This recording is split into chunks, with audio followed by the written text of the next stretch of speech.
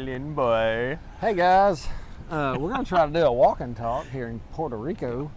What's up, guys? But it might be a bad idea. But just because it's a bad idea doesn't mean it won't be a good time. That's right. We're going to have fun having bad ideas. Reminds me of college.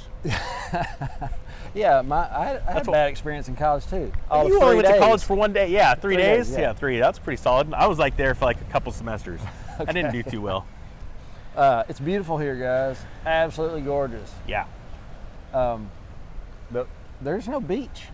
There's no beach.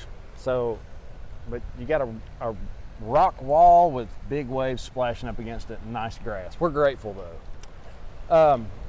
What I want to talk to you today about is what's going on in the trucking industry. I just popped up a zero hedge and I want to get the ninjas, take on it, because I think that's kind of the death knell in the economy. I think when the truckers stop, it's going to be, that's it. That's how we get our goods. And the title of the zero hedge was "A Purge is Pushing Small Truckers Out of the Business at an Unprecedented Rate." And it made me think of Toe Piglet. Remember that? Yeah, I remember. Yeah, he had a channel about hotshot trucking and had to, sadly, had to close up his business just recently. No business was coming in. And it's not just trucking industry, sadly, it's all businesses. Business owners are gonna have a really hard time. It's almost like you get slapped in the face the day you figure out you have had no business for 30 days, 60 days.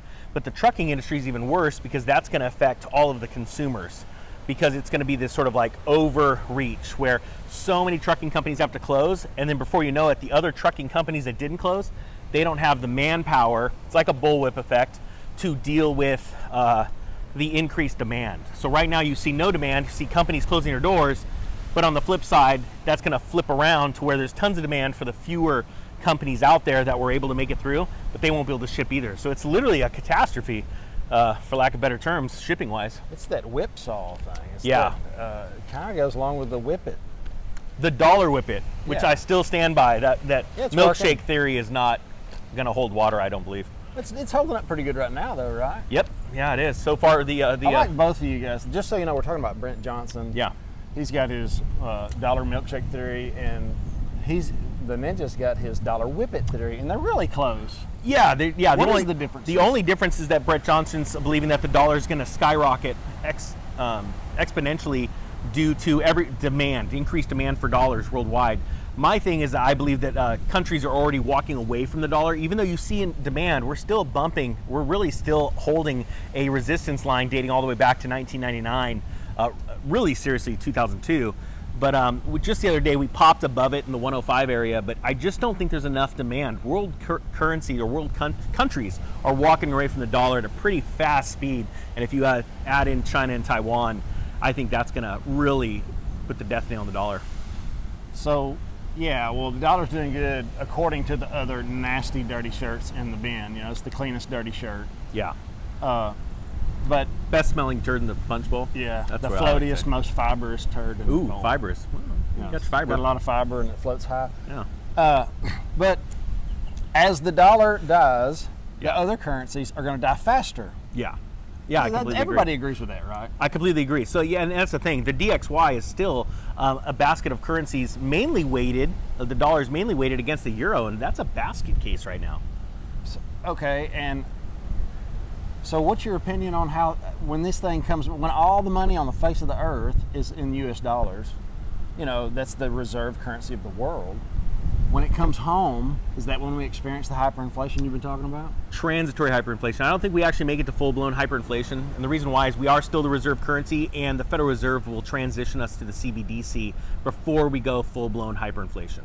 So we'll see things similar, on a worse than what we did last year, where we saw 400%, 500% increases in lumber, in steel, things like that. So we'll have transitory hyperinflation. I know we're totally getting off the subject of the trucking, but it all does goes hand in hand. It does.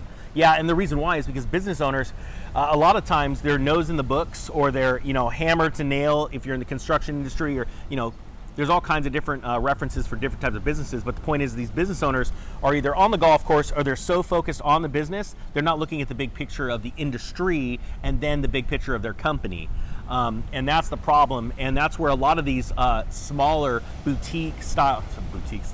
mom and pop owner operated trucking companies have problems, is because they don't either have a policy and procedure for if they lost 50% of their sales in 30 days, what to do, and they don't also have a budget set up for that, and a policy manual to tell them how to actually spend that money. I go over this with company owners, or I used to a long time ago, on how to crash proof their companies, and that's the problem, is they get caught up and they're holding on to their employees, keeping them busy. I see in the construction industry in 2007 all the time. Back then I was like, what are you doing? Where are your jobs? I don't have anything. Where are your guys? Well, they're at my house doing a room addition. Why? Well, I got to keep them busy because next month, if we pick up, or when we pick up, they would always use the word when. It wasn't if. Because if you start figuring out, oh, there's a problem. When, they go, there's a problem. And so they would keep them busy until it's too late. They were payroll heavy, and they would close their doors, go bankrupt. So did you have a hard time getting those guys to think in percentages? Is that the problem? That is a huge problem. Percentages are massive because people see, like when you have a convenience store, when sales start to fall, the first thing you need to do is literally go over and say, what's my highest percentage return? So I need to look at that, and then start selling that as opposed to the other stuff. And the other problem is, you might find your highest percentage of return, but if those items are not selling, you need to cut them out. That's dead weight. And a lot of businesses just have a hard time figuring it out. Percentages always win. It's like when we talk about gold and silver. Everything's fallen in the last 90 to 120 days, right? Yeah. Gold has fallen the least percentage of everything. And that, during a crash, people don't realize that. At a certain point, everything during a crash falls. All asset classes, everything, because we have a liquidation moment. Now, what's interesting is people like Brett Johnson will go, but the dollar's going up because the DXY, right? But again, best smelling turd in the punch bowl. Yeah, all the DXY is it's comparing to other currencies. Yeah, and fund managers, their thing is, okay, everything's going to crap. We need to raise money either because of a margin call, right? Or having to liquidate because we believe that if we sell our assets that are falling right now, that tomorrow or next week, we may be able to repurchase those assets at a lower price. Problem with that is that's that falling knife theory, and it's very, very hard to do because there's a lot of emotions tied up during a collapse. And when you're talking about big funds, there's a lot of red tape usually in purchasing, selling assets, purchasing things like that, and there's a lot of emotions tied in with that. So that kind of goes back to the whole trucker thing. Yep. These small companies are getting purged out because mainly they don't think in percentages. They're not doing like I'm telling my welders to do. Start looking at your bottom line right now. If you're not making noise about more money, you're late. You're already too late because inflation is eating you up. Yeah. I mean, it's costing me $100 to get to work. One trip. Yeah. It's costing me $100. You got to factor all that in, guys. And if you're not doing that now, you're already behind. Yeah. So start making the noise. And the same thing for truckers. These planes are so loud. There is a beautiful plane flying over right now, a seaplane. Try and catch that. It's a remake of a PBY-5 Catalina. It's a mini Catalina. That is gorgeous. I've never even seen that one. That is cool. Wonder if we can rent that later this week. It's a water plane. Yeah. So cool. Yeah. All right. So anyway, we're getting off track. You can tell we got ADD. It's like squirrel. So it's happening right now. Yeah. Make sure get your raise, man. Get the money up. Yeah. If you don't do it now, nobody's going to do it for you. Nobody's going to go to bat for you. You need to make noise now, and then you can prove it on paper when they say, "Oh, well, you don't," whatever their excuse may be. You say, "No, this is what I was making 2 years ago. This is what I'm actually making now, so it's going to be less because of everything we're buying is going up. Everything I buy is doubled. I don't care what the CPI says." Yeah. So make some noise. If you're a trucker, a welder, or anybody that makes sure you make your money with a trade, make some noise and get a raise.